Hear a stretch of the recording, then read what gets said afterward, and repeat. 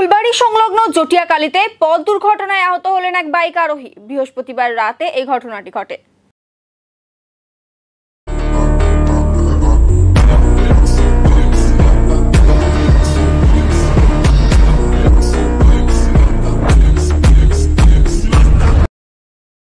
আহত যুবকের নাম মমরুল হক, বয়স ২৬ বছর। রাজগঞ্জ ব্লকের মাঝিয়ালী গ্রাম পঞ্চায়েতের বাদলাগছ এলাকার বাসিন্দা। জানা গিয়েছে, গতকাল রাতে যুবক ভুটকির দিক থেকে বাইকে করে ফুলবাড়ির দিকে যাচ্ছিল।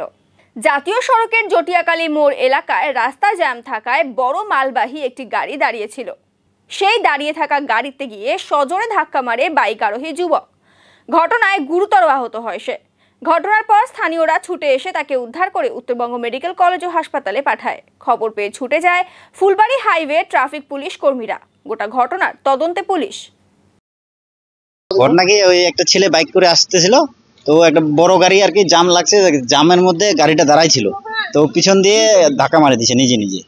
তো ওর ছেলেটার সিরিয়াস অবস্থা, ওর মাথা ফাটে গেছে, হাঁটু টুটু সব ছোলা যা হয়েছে আর কি। হ্যাঁ, বাইক নিয়ে আসছে। তো বাড়ি বাদলাগছ, ভুটকি বাদলাগছ, নাম তো জানা যায়নি, নাম জানি না। ও কোথায় যাচ্ছিল, ইন্ডিয়ান অয়েল পেট্রোল পাম্পের তেল ভরে ওই দিক দিয়ে, মানে উল্টা দিকে, রাস্তার উল্টা দিয়ে আর কি চলে আসছে বড় গাড়ি ট্রাকের সাথে। একাই এখন তো দেখা যাচ্ছে সিরিয়াস অবস্থা, দেখা যায় মাথা ফাটে গেছে, ব্লাড পুরা বাইরেচ্ছে। না, পুলিশ পাঠায়নি, আমাদের লোকাল ছেলেগুলা সবাই মিলে আর কি পাঠালাম। আমাদের এখানে গ্রামের থেকে দুটা ছেলে নিয়ে গেল আর কি টোটো করে। বাইক তো পড়েছিল, তারপরে আমরা দাঁড় করে রেখে আমি নিজে নিয়ে আসলাম এখানে। বাইক কোনো চিন্তা নাই, বাইকটা নিয়ে যাবে যাদের আছে। মোটামুটি ২৮-২৯ এরকম হবে ছেলে।